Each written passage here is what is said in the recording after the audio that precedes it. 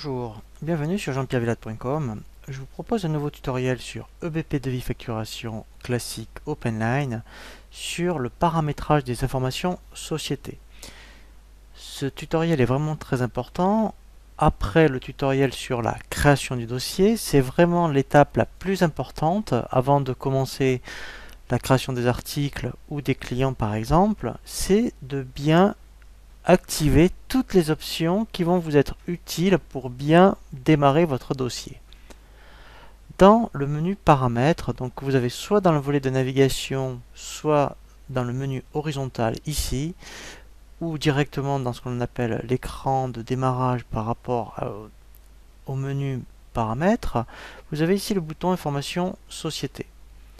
Nous allons voir toutes les options qu'il faut vraiment paramétrer lorsque l'on clique sur le bouton information société.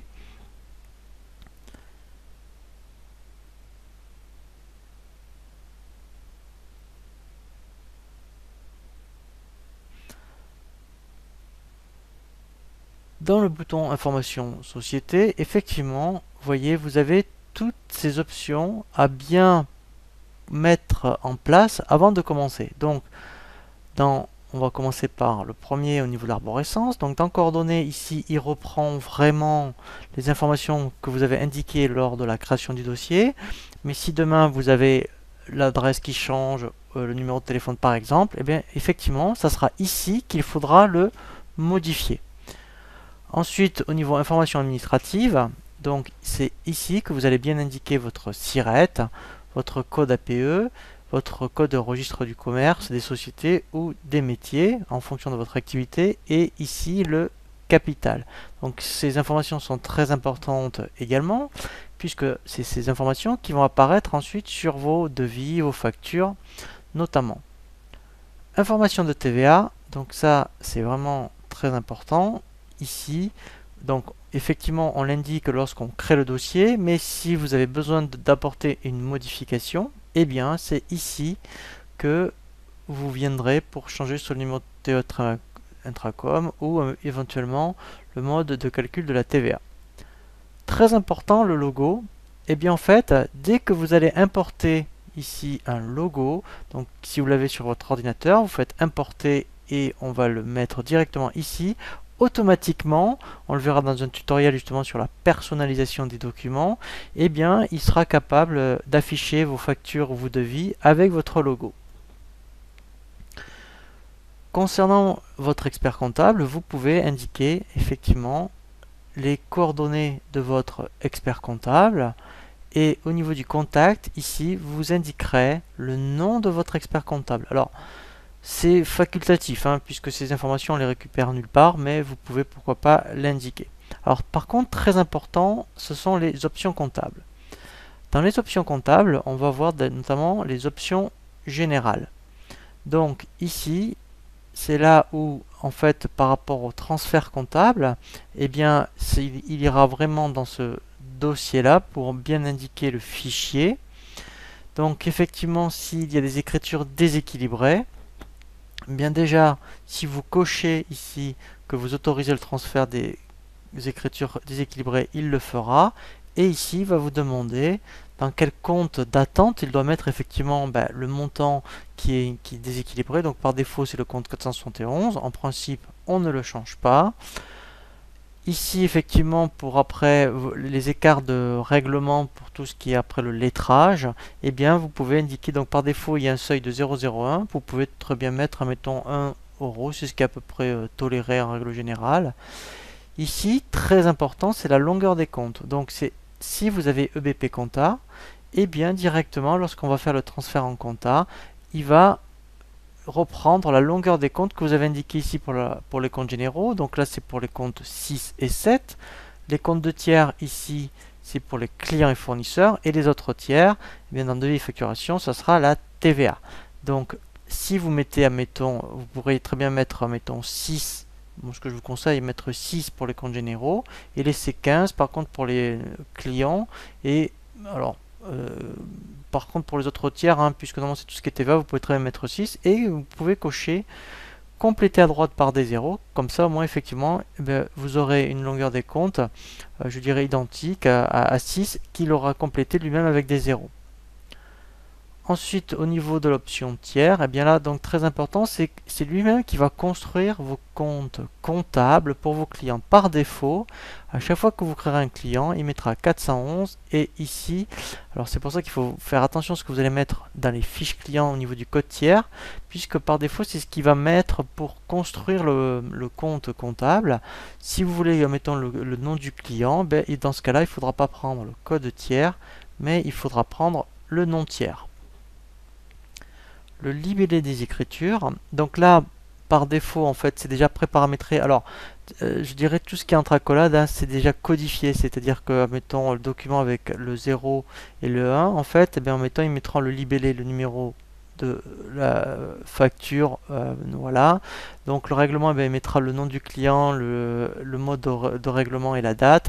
Donc en fait chaque accolade représente une information, donc par défaut on laisse tel quel. Ensuite, journaux et comptes divers. Donc là, ce sont les journaux dans lesquels il va transférer dans votre logiciel de compta. Donc par défaut, ça sera le journal VE pour la vente, BP pour la banque, OD pour les opérations diverses.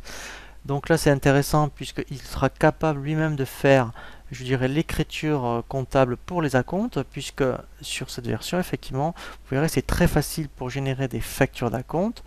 Ceci, ça sera pour les écarts de règlement et éventuellement les remises. Si vous les comptabilisez dans la compta, eh bien, il mettra le 709. La numérotation, donc ça c'est très très important pour les documents de vente. Donc par défaut, il va commencer à 1, aussi bien pour les devis, factures, avoirs, etc. Alors, donc effectivement, là, si vous cochez, laissez comme ça, eh bien, c'est lui-même qui va codifier, je dirais, tout seul. Si vous voulez le codifier vous-même, il faudra le décocher. Donc là après effectivement, si vous êtes en cours de route, on est déjà mettons au mois d'avril, si vous êtes à la facture 200, et bien ici mettons au lieu de 0,1 vous mettrez comme ça 200 et lui continuera la numérotation à partir de la 200e. Pour tout ce qui est autre, en fait, donc là c'est très important également, vous voyez, notamment pour les clients. Donc à chaque fois que vous créerez une fiche client, lui mettra CL001. Donc c'est vrai que si par rapport à la codification comptable, vous avez pris le code tiers, ben lui par défaut il mettrait 411 CL001. Donc vous voyez, c'est pas neutre hein, par rapport aux options générales, la codification. Donc c'est pour ça qu'il vaut mieux mettre 411 et le nom du client. Et ici, donc, soit vous voulez avoir votre propre numérotation pour les familles, dans ce cas-là, vous décocherez utiliser le compteur et vous-même, eh bien, vous codifierez comme vous souhaitez vos familles articles, vos familles clients. Par rapport aux options des articles, donc là, alors là, ça c'est vraiment mis par défaut. Moi, je vous conseille de mettre tout à 0 parce que sinon, il va vous calculer directement des prix de vente en fonction des taux de marge qui sont indiqués ici. Donc, vous pouvez mettre éventuellement vous-même un taux de marge et lui, automatiquement, eh bien, il va mettre après un prix de vente. Si vous mettez 0, il vous laissera la main sur le prix d'achat, la marge sur les fiches articles et comme ça, vous pourrez mettre votre prix de vente. Au niveau des documents de vente, on va voir les options générales. Donc là, c'est par rapport aux avertissements. Donc là, je vous conseille de laisser par défaut. Donc si le code article n'existe pas, eh bien, il va vous avertir. Donc de bien utiliser la TVA d'article. Si vous facturez directement tout TTC, eh bien ici, vous cocherez facturation TTC. Ici, c'est par rapport à la validité des devis. Donc à chaque fois que vous ferez un devis, il mettra en durée de validité 30 jours. Si vous souhaitez mettre plus, eh bien vous pourrez très bien me taper, admettons, 60 jours en validité. Donc là, c'est intéressant, afficher le paiement pour les factures d'acompte. Vous pouvez très bien, alors on verra, il y a un tutoriel vraiment dédié pour l'éco-contribution. Donc là, ce sera pour la TVA sur l'éco-contribution. Donc ça, c'est intéressant. Si vous cochez pointage automatique lors d'un transfert en avoir, eh bien, il effectuera tout seul, effectivement, un pointage lorsque vous ferez un transfert d'une facture en avoir. Et ici, c'est des messages d'avertissement. Donc effectivement, vous aurez, lorsque vous avez des avoirs d'acompte, un message d'avertissement. Et là aussi, il y aura un message lorsqu'un règlement est créé. Par rapport au devis. Donc ça, ce sont des statuts de devis. À chaque fois que vous créez un devis, vous aurez des possibilités de choisir un statut. Donc par défaut, il mettra en cours. Donc après, s'il est accepté, eh bien lui-même, quand vous faites un transfert d'un devis en facture, il va changer le statut. Vous pouvez très bien avoir 3 possibilités de statut personnalisés. Alors ça, vous verrez, ça serait intéressant pour des statistiques, puisque grâce à ces statuts, vous pourrez dire je veux savoir tous les devis en cours, tous les devis, admettons, refusés, acceptés, etc. La mention légale des devis, donc ça c'est la mention qui sera éditée à chaque fois en bas des devis.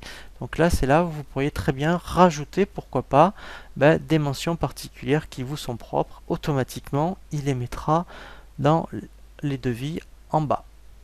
Pareil pour les factures.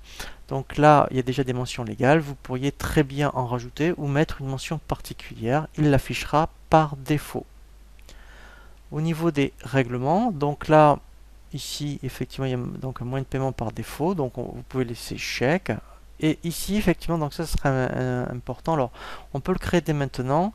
C'est votre banque à vous, la banque principale. Donc, en fait, vous pourriez très bien créer ici directement votre banque. Donc moi je vous conseille de le faire au moment du paramétrage de ces informations. Donc ici, vous faites ajouter.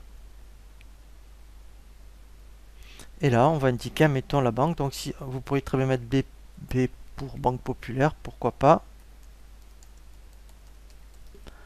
Voilà, donc et après très important, donc effectivement, surtout si vous avez, admettons, la comptabilité de BP, le code de journal, et bien là vous mettriez, admettons, BP, si vous voulez que ça aille dans un journal de trésorerie qui s'appelle BP, et là vous mettriez le code 512. Alors là, vous allez créer vraiment le compte qui vous est propre dans votre comptabilité, et vous faites enregistrer et fermer. Voilà. Donc là, après, effectivement, vous avez un message d'avertissement en cas de banque non renseignée. Et ça, c'est intéressant, puisque cette version gère les lettres de relance, mais il gère en plus à chaque fois ce qu'on appelle des lettres supplémentaires par rapport à tout ce qui est pénalité de retard et tout ce qui est indemnité forfaitaire de recouvrement. Et bien, effectivement, dès que vous avez des clients qui sont en retard, on peut aller beaucoup plus loin maintenant, je dirais, par rapport à toutes ces notions-là, lorsque effectivement il y a des pénalités de retard, puisque lorsqu'on le transfère en compta, eh bien il y a un guide d'écriture qui est déjà en place pour créer je dirais, des écritures supplémentaires lorsqu'il y a des pénalités de retard ou des indemnités forfaitaires de recouvrement. Donc là, on laisse par défaut par contre sur tout ce qui est paramétrage. Et ensuite, effectivement, lorsqu'on est arrivé à ce niveau-là, eh bien en fait, on a paramétré, je dirais, l'essentiel des options de votre société. Et là, donc là, vous pouvez faire OK. Et là, après, effectivement, vous pouvez vraiment commencer à mettre en place vraiment toutes les tables que l'on va voir dans un prochain tutoriel. Mais vraiment, les paramètres société, il faut vraiment, je dirais, les indiquer avant de commencer l'utilisation de votre logiciel, puisque c'est effectivement en fonction de ce que vous activez dans ces informations société, eh bien ça a des incidences sur l'utilisation de votre logiciel. Voilà pour le tutoriel sur les paramètres société sur EBP de facturation. Je vous dis à très bientôt sur jeanpierrevillette.com pour un nouveau tuto.